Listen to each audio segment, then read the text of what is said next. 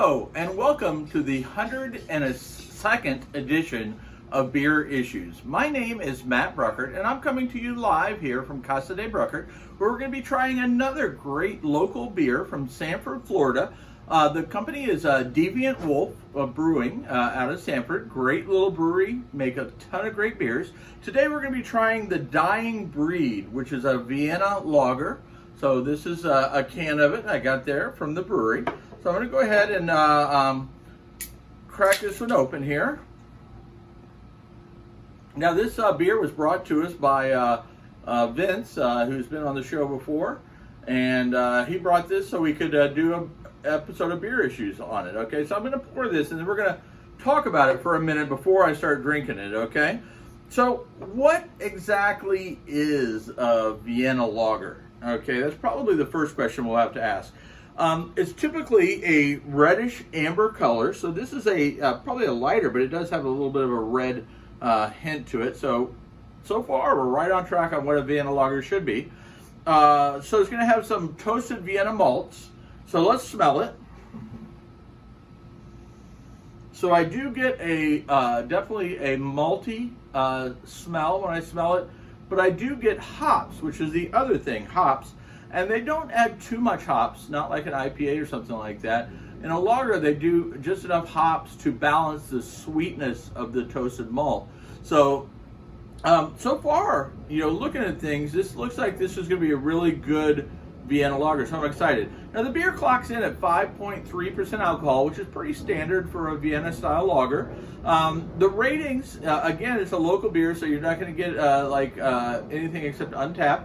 But on Untappd, it's showing up as a 3.96 out of 5, which is, again, rates as a very good beer on Untappd. So I'm going to go ahead and I'm going to sample this just to make sure that I was right from the indications of what a Vienna lager should be. So it looks like, based on what a Vienna lager should be, this should be spot on. So I'm expecting a really nice, well-balanced beer.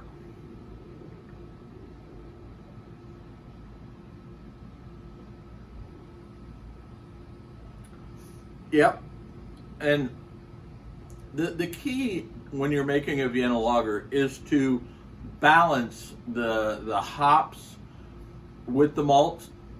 And they did an exceptional job. So when you first taste it, you get the malts right up the front. And then you get the hops, which they use noble hops, or in particular, the noble hop that they use is the Tettnang hop. When they make this beer, which is one of the 4 noble hops that we've talked about in the past. So they use that to balance out the sweetness, and they really did a nice job, because once you get that malty up front, it goes straight to a hop and then a finish that's smooth. So you don't get like that hoppy aftertaste or anything like that. So really, the balancing on this beer,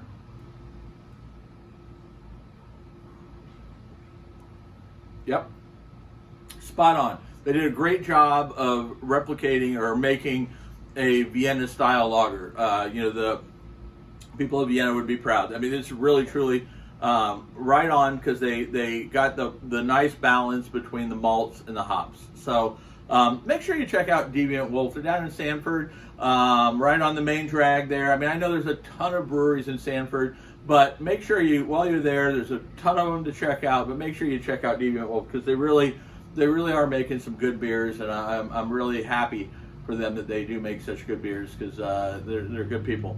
So check it out, and make sure you tell your friends about Beer Issues, and they tell their friends, so everybody knows about Beer Issues. If you want any cool merchandise like this cool shirt or this cool hat or phone cases or any other merchandise, make sure you check out shop.beerissues.com. You can order it right off the site and have it shipped to your house. And as my wife likes to say, I have beer issues.